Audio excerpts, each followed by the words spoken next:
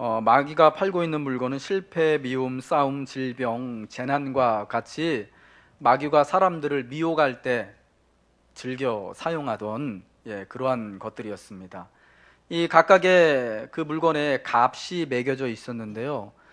마귀가 팔고 있는 것 중에 제일 비싼 것이 뭐였냐? 바로 낙심이라는 것이었습니다.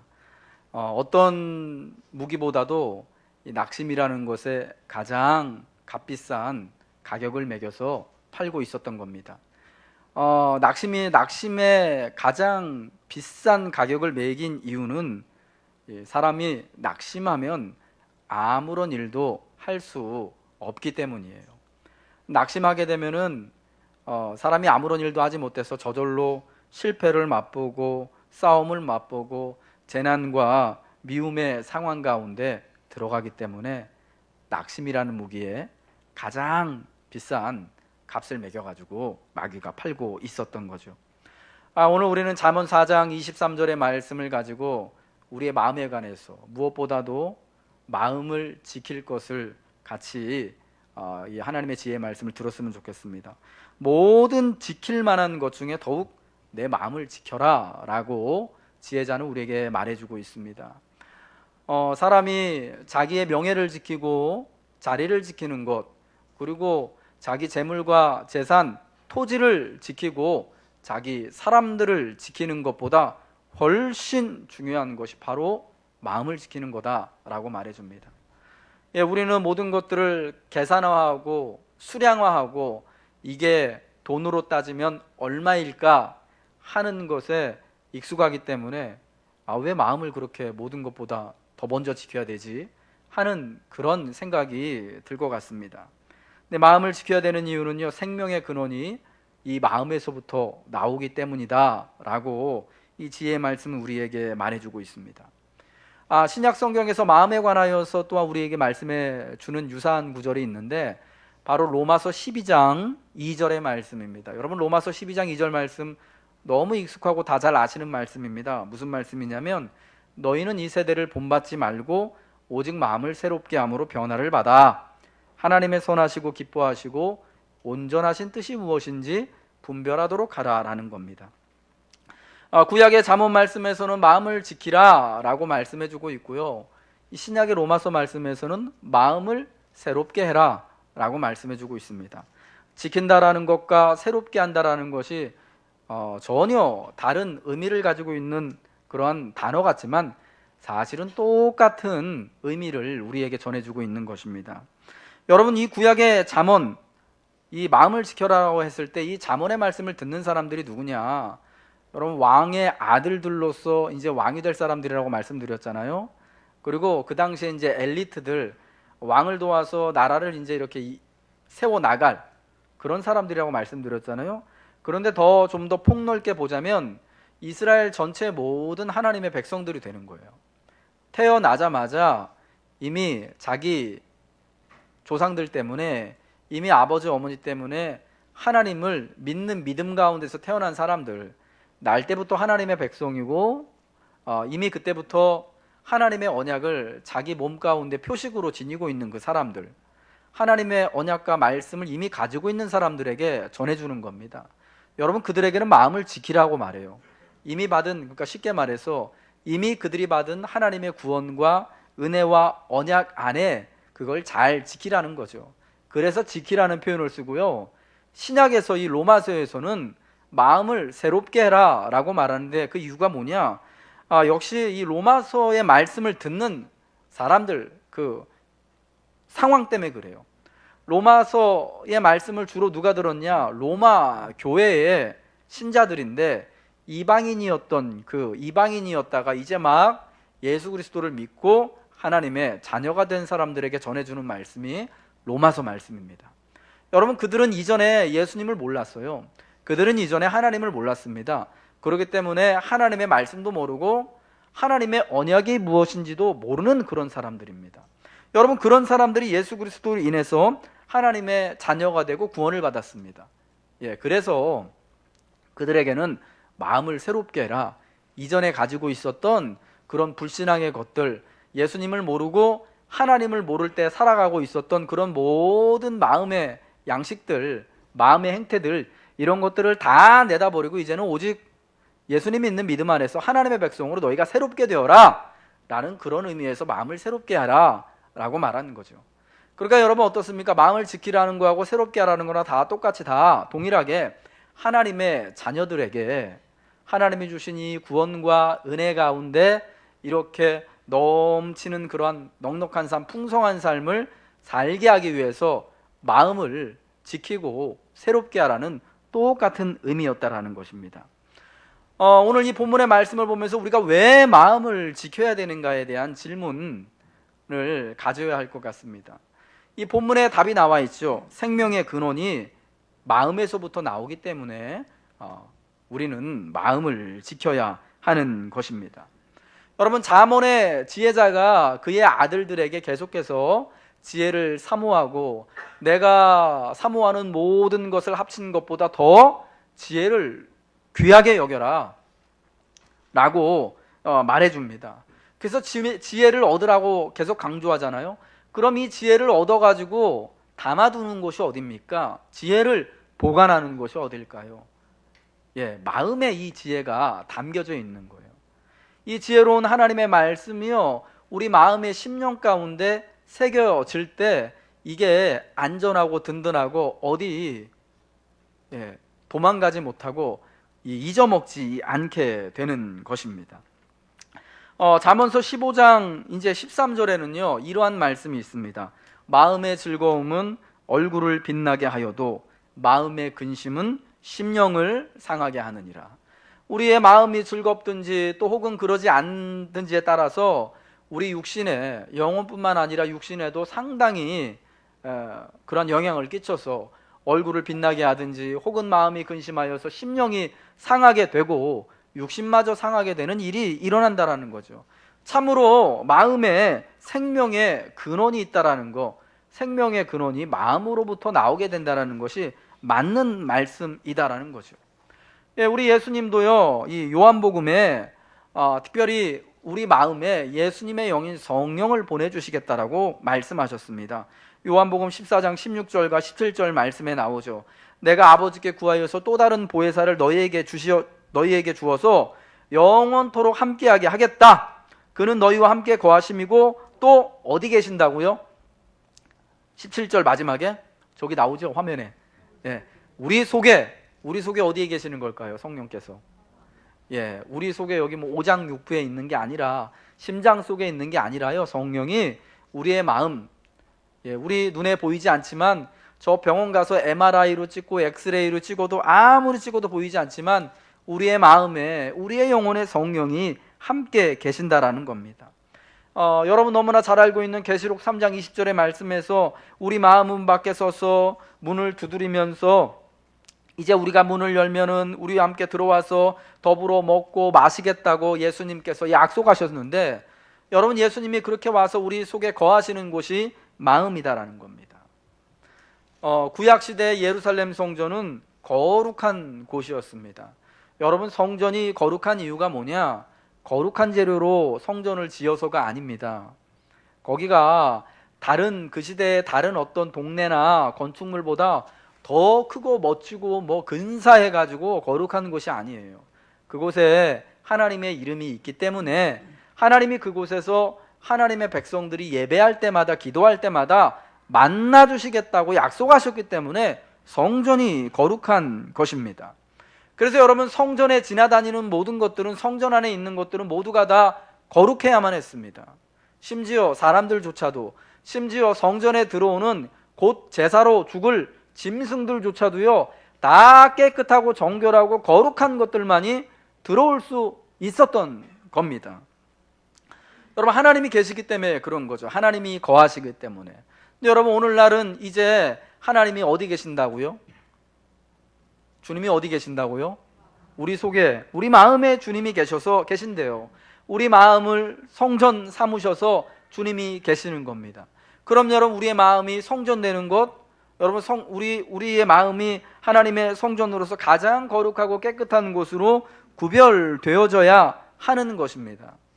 여러분, 그렇기 때문에 우리 안에 성전이 계신다, 우리 안에 예수님의 영이 계신다라고 했을 때 진짜 생명의 근원이 우리 안에, 이 마음 안에 있다라는 것이 정말 분명하게 우리에게 전해진다라는 것입니다.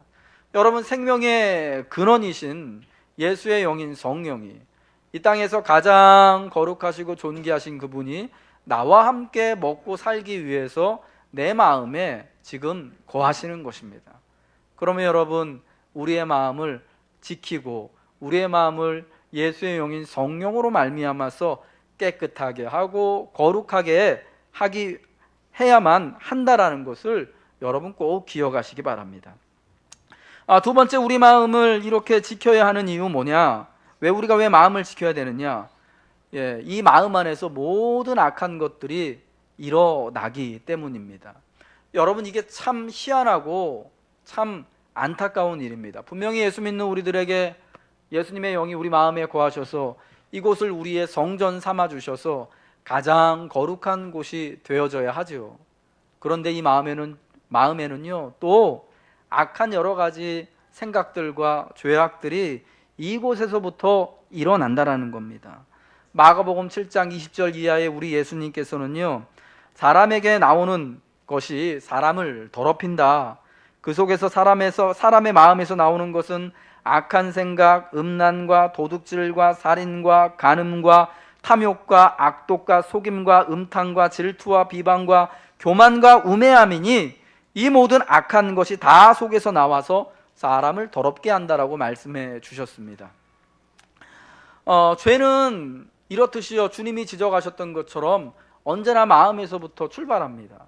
우리 마음에 예수님의 영인 성령이 있어서 가장 깨끗하고 거룩하고 구별되어져야 함에도 불구하고 여전히 우리 마음 가운데 죄가 나도 모르는 사이에 그런 악한 생각들이 드러난다라는 것입니다. 여러분, 왜 그럴까요? 사실 여러분, 우리가 지금 예수님이 나열한 이런 음란과 도둑질과 살인하고 싶고 탐욕스럽고 간음하고 싶고 속이고 싶고 질투하고 비방하고 이 또 교만해지고 우매한 이런 모든 악한 것들이요, 사실 그렇게 여러분, 내가 그런 마음 먹어야지, 내가 지금부터 교만해져야지, 내가 지금부터 우매해져야지, 내가 지금부터 음탕해져야지, 내가 지금부터 도둑질할 마음을 가져야지 해가지고 여러분 이런 마음이 생겨나게 됩니까? 희한하죠. 여러분, 견물생심이라는 말씀 너무 잘 아시잖아요. 나는 그러지 않은데 좋은 물건을 보면은 괜히 갖고 싶은 마음이 자기도 모르게 이렇게 스르륵 생겨나게 되는 거예요. 제가 아이들 키우면서요, 진짜 가끔 저한테 놀랄 때가 있습니다. 진짜 너무 예쁘고 귀엽고 사랑스러운 우리 아들, 딸인데 얘네들이 참 말 좀 안 듣고 지 맘대로 하고 막 그러려고 그러면 또 어느 날인가는 제가 또 이렇게 또 짜증이 나고 힘들 날, 저는 주일날 저녁을 조심해야 되거든요. 주일날 저녁하고 금요기도회 끝나고 간 날, 영적으로 육적으로 제일 피곤한 날, 사실 그러면은 평소 같으면 별것도 아닌 것들인데 이렇게 막 짜증이 더 날 때가 있어요. 그러면은 저도 모르게 그런 말도 하고 마음에 그런 진짜 아빠로서는 품어서는 안 될 마음을 품을 때 있습니다. 쟤네들 때문에 귀찮아 죽겠네. 없으면 편하겠다 싶은 마음이 들기도 하고, 이런 마음이 들기도 하고 말을 하기도 하거든요. 그러면서 제가 깜짝깜짝 놀라요. 내가 너무 진짜 귀하게 여기는 세상에 나보다 더 귀한 아들인데 딸인데요, 어떻게 이런 마음을 내가 가질 수 있나? 스스로 자책이 되고 그래요. 근데 여러분, 분명히 알아야 되는 건요, 그런 악한 생각이 드는 것 자체가 죄가 아니에요. 우리의 심령이 연약해서요, 우리 마음속엔 성령도 역사하지만 마귀도 역사하기 때문에 여러분, 마귀가 그런 생각을 이렇게 와가지고 넣어주고 갈 수 있거든요. 예수님이 말씀하시잖아요. 그 밭의 비유를 말씀하시면서 어느 날 밭을 보니까 이렇게 알곡과 더불어서 가라지가 자라고 있는 것을 보고 주인에게 종들이 말하잖아요. 우리가 가서 뽑을까요? 그러니까 지난밤에 원수가 와가지고 가라지를 뿌려놓고 갔구나. 마귀가 여러분 그런 일을 하는 거거든요.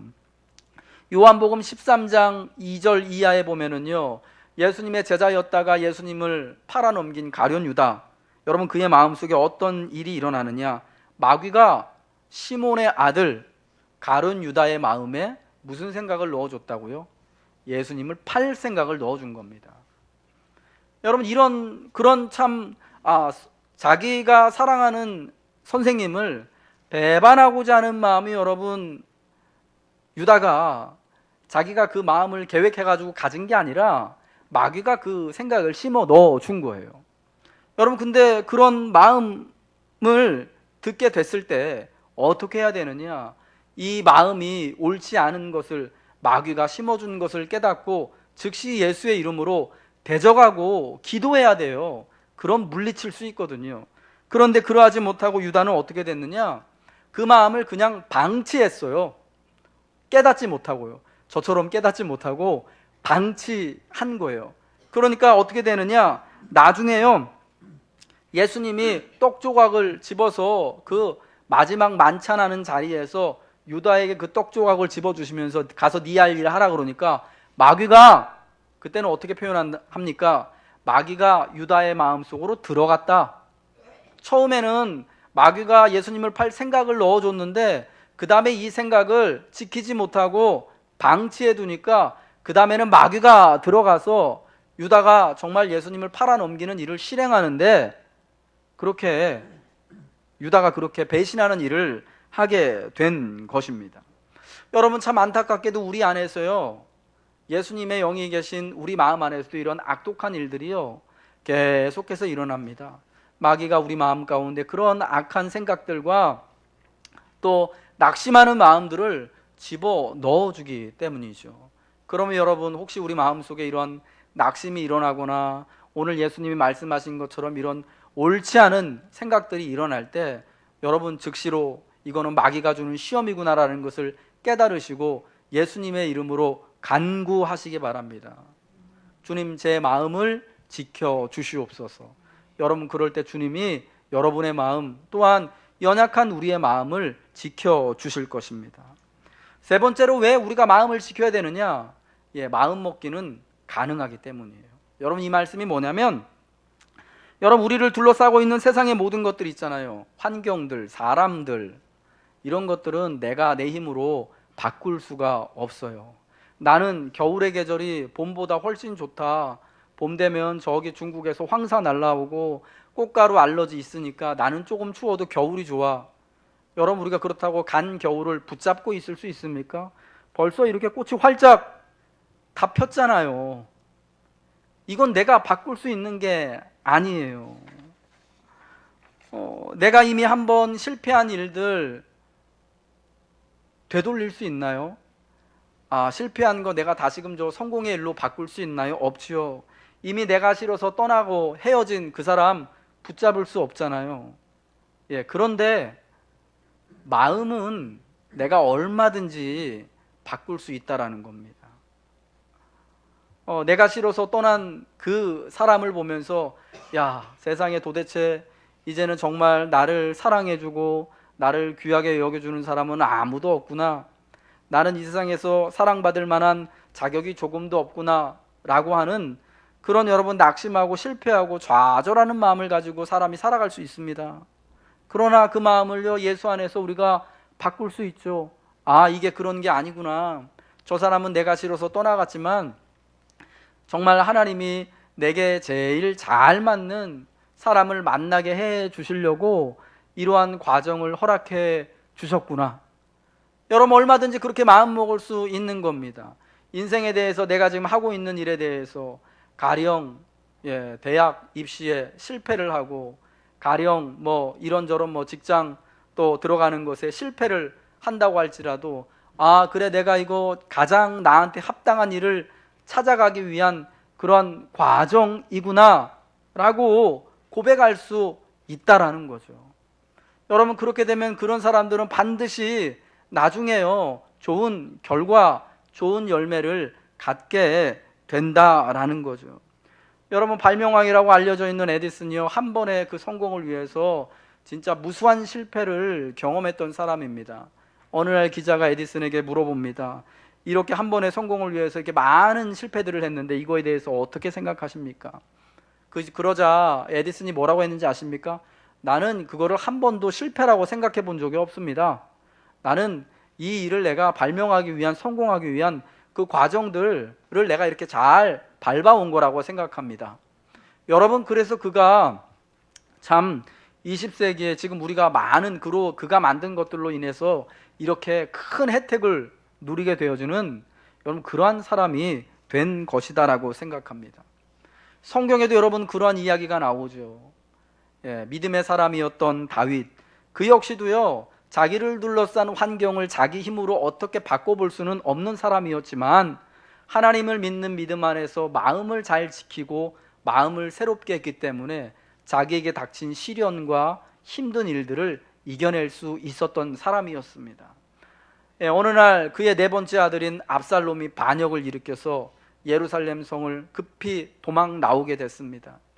여러분, 그때 그가 맨발로 머리는 풀어 헤치고 이렇게 기드론 골짜기를 빠져 나가면서 울부짖지 않습니까? 그러면서 이게 분명히 아들이 자기를 죽이기 위해서 일으킨 반란인데 아들의 반란으로 보지 않습니다.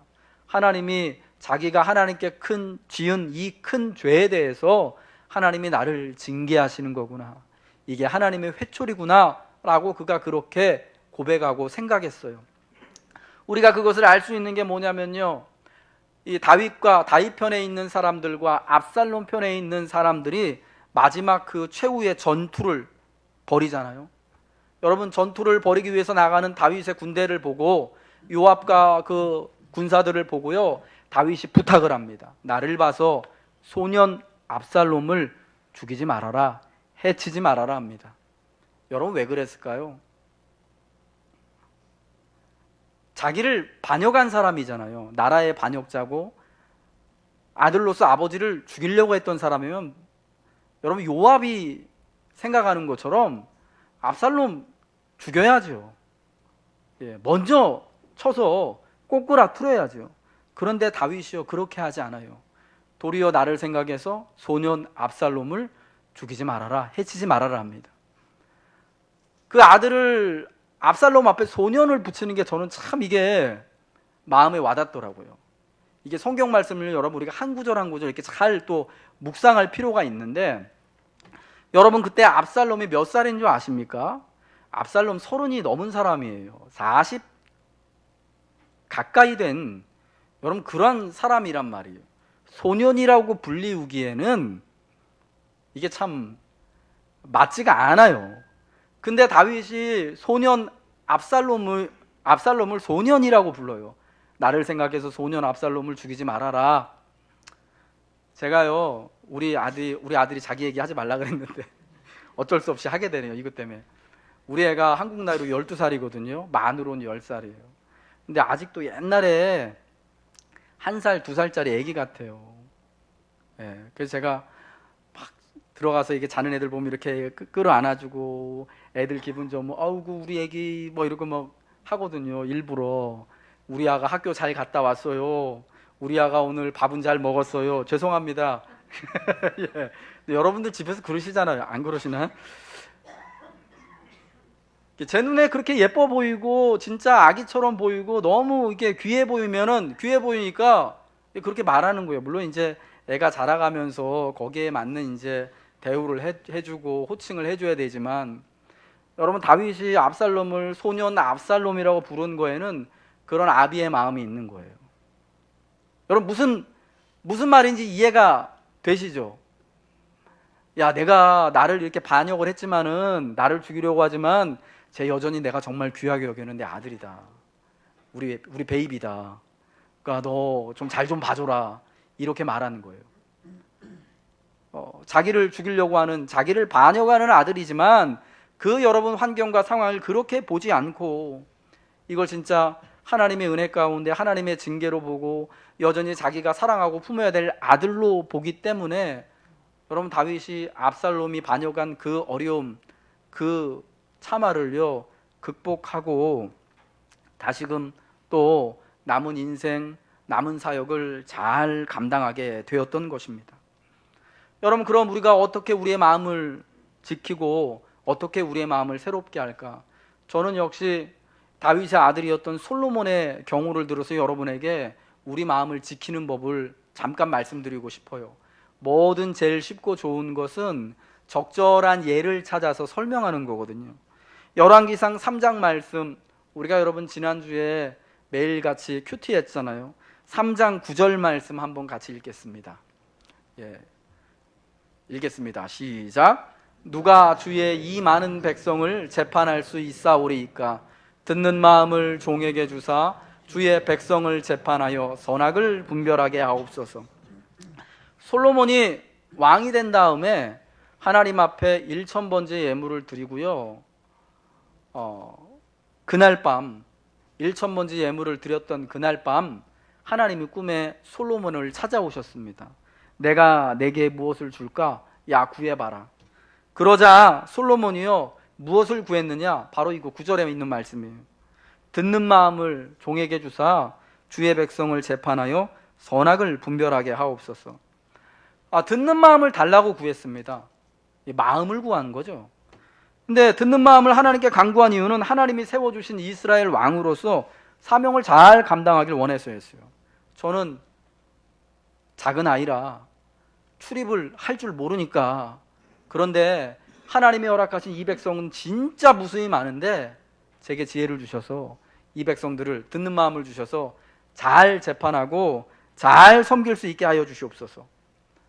솔로몬이 생각하기에 왕으로서 가장 필요한 능력이 바로 듣는 마음, 이 사역을 잘 감당하기 위해서요. 이게 필요했다라는 겁니다. 여러분, 하나님은 그 솔로몬의 간청을 너무나 기뻐하셨죠. 그래서 내가 참 너를 위해서 장수도 구하지 않고 부귀도 구하지 않고 내 원수의 목숨을 구하지도 않고 오직 지혜를 구하는구나. 그래, 내가 너에게 지혜와 총명을 더해주고 이 지혜와 총명이 이전에 어떤 사람도 너가 가지지 못할 만큼의 그 지혜, 이후에 어떤 사람도 너보다 더 뛰어날 사람이 없을 만큼의 지혜를 내가 너에게 주겠다. 그러면서 내가 구하지 아니하는 뭐도 주신다고요? 부귀와 명예도 너에게 더해 주시겠다라고 하나님이 엄청나게 막 한번 잘 구해가지고요, 놀라운 은혜를 주셨어요. 그래서 여러분, 우리가 기도 참 하나님 뜻에 합당하게 구하는 게 너무 중요한 줄로 믿습니다. 근데 여러분, 이 솔로몬이 구한 듣는 마음은 뭐냐? 이 성경 말씀 그냥 우리가 3장 9절 말씀만 보면 재판 잘 할 수 있도록 백성들의 이야기를 잘 듣고 공의를 따라서 누가 옳고 누가 그른지 이걸 그냥 잘 분별해내는 이제 그런 것 같아요. 그런데 이게 듣는 마음이 그렇게 단순한 게 아니에요. 이 솔로몬의 꿈 이야기, 하나님이 꿈에 나타나신 이야기를 전체를 다 보면 그게 3장 14절까지 나오는데, 그 꿈 이야기가 마지막 부분이 3장 14절이에요. 하나님이 하신 말씀 우리 한번 읽어보겠습니다. 시작. 내 아버지 다윗이 행함같이 내 길로 행하며 내 법도와 명령을 지키면 내가 또 내 날을 길게 하리라. 하나님이 이러한 지혜와 총명과 구하지 아니하는 부귀와 명예까지도 다 주겠다고 말씀하신 다음에 마지막에 만일 내가 내 아버지 다윗같이 행하고 내 법도와 명령, 하나님의 말씀을 지키면 내가 또 내 날을 길게 장구하게, 이 지금 누리게 되는 지혜와 총명과 부귀와 명예와 이 모든 명성과 영예를 네가 아주 오래도록 누리도록 해주겠다라는 약속을 해주셨습니다. 근데 여러분, 그 조건이 뭐라고요? 하나님의 법도와 명령을 지키는 거예요. 그러니까 여기서 우리가 알 수 있는 게 뭐냐면, 듣는 마음이라는 게 단순히 그 백성들 이야기 잘 들어가지고 누가 옳고 그른지 재판하는 그런 것을 뛰어넘어서 사실은 하나님의 법도와 명령, 하나님이 말씀하신 거 있잖아요. 하나님이 언약으로 주신 그분의 말씀을 듣고 지켜 행할 수 있는 마음, 하나님 앞에 겸손하게, 종은 작은 아이라서 출입을 할 줄 모르니까 주님 제게 이렇게 듣는 마음을 주십시오라고 그렇게 겸손히 하나님의 음성을 듣는 것, 이게 여러분 듣는 마음이라는 겁니다. 여러분, 솔로몬이 자기가 말한 것처럼 그렇게 작은 아이였을까요? 그때 솔로몬 나이가요, 여러분 30은 안 됐어도 20살은 넘은 20대 중반이에요. 왕이 될 만한 그런 나이고, 여러분 이미 우리가 이 큐티한 걸 통해서 열왕기상 1장과 2장 말씀을 보면은 솔로몬이 듣는 마음을 구하기 전에 이미 지혜롭다라는 걸 알잖아요. 다윗이 뭐라 그럽니까? 죽기 전에 야, 너는 지혜로운 사람이니까 내가 지금부터 말하는 이 사람들, 요압이나 또 시므이 같은 사람들에 대해서 이 다윗이 어떻게 참 할 줄은 몰랐지만 나중에 꼭 솔로몬을 위해서 처리해야 되는 그 사람들 나오잖아요. 너는 지혜로운 사람이니까 이 사람들을 네 지혜대로 잘 처리해라라고 유언을 하잖아요. 이미 그때 다윗이 뭐라고 얘기한다고요? 솔로몬이 지혜로운 사람이다라는 것을 인정하고 말해요. 아버지가 그렇게 말할 정도로. 사실 솔로몬은 이미 지혜로운 사람인데 하나님 앞에 구할 때, 듣는 마음을 달라고 구할 때 더 납작 엎드려서 나는 작은 아이입니다, 출입을 할 줄 모릅니다, 아무것도 모른다는 얘기죠. 그렇게 자기를 바짝 낮춰서 하나님 앞에 듣는 마음을 달라고 구한 거예요. 여러분, 그 자신을 하나님 앞에 낮추고 하나님의 말씀을 듣고 하나님을 높이는 것이 바로 듣는 마음이에요. 아멘이시죠? 여러분, 이 마음이 있을 때 우리의 마음을 지키고 우리 안에서 마음이 새롭게 되어져서 하나님이 솔로몬에게 주셨던 것 같은 그런 놀라운 지혜와 은혜를 누리며 살아가게 된다라는 것입니다. 여러분, 그러므로 여러분의 마음을 지키기 위해서 이 솔로몬과 같이 하나님 앞에 듣는 마음을 간구하시기를 주님의 이름으로 부탁드립니다. 우리는 솔로몬같이 출입을 할 수 없는 작은 아이라, 하나님 보실 때 우리가 다 연약한 그런 사람들 아니겠습니까? 충분히 우리가 하나님 앞에 그렇게 겸손히 구할 수 있습니다. 여러분, 그때 하나님이 이러한 듣는 마음을 간구하는 우리의 모습을 보시고 우리 마음에요 정말 하나님을 따라 행할 수 있도록 지혜도 주시고 총명도 주시고, 하나님 앞에 겸손히 행하고자 할 때 하나님이 이 땅에서 또 우리에게 필요하고 누릴 수 있는 모든 것들을 하나님이 더해 주신다라는 겁니다. 이 사랑하는 여러분, 오늘 잠언의 기자는 우리에게요 모든 지킬 만한 것보다 더욱 우리의 마음을 지키라고 말해주고 있습니다. 우리의 마음 그냥 지켜지는 것이 아닙니다. 내가 지키고자 해서 그래 내 굳센 의지로 내가 마음을 지키겠다, 정결한 마음을 갖겠다, 내가 이제부터 거짓된 마음 하나도 품지 않겠다, 내가 악한 생각 조금도 하지 않겠다, 여러분 그게 우리 마음대로 안 되는 거 이미 잘 알잖아요. 내가 그러고 싶지 않아도 어느 순간 막 진짜 음란한 마음이 떠오르고 거짓된 생각이 떠오르고 미워하는 마음이 떠오르는 게 우리 한계거든요. 여러분, 그럴 때마다 우리가 우리의 마음을 지켜주시고 우리를 새롭게 하실, 우리 마음속에 이미 와 계신 주님의 영인 성령을 의지하여서 주님 내 마음을 지켜주시기를, 새롭게 하여 주시기를, 듣는 마음 주시기를 주님 앞에 구하는 여러분 되시길 주님의 이름으로 축복합니다. 주님이 그 간구를 들으시고 우리의 마음을 지켜주시고 주님으로 말미암아 새롭게 하여 주실 줄로 믿습니다.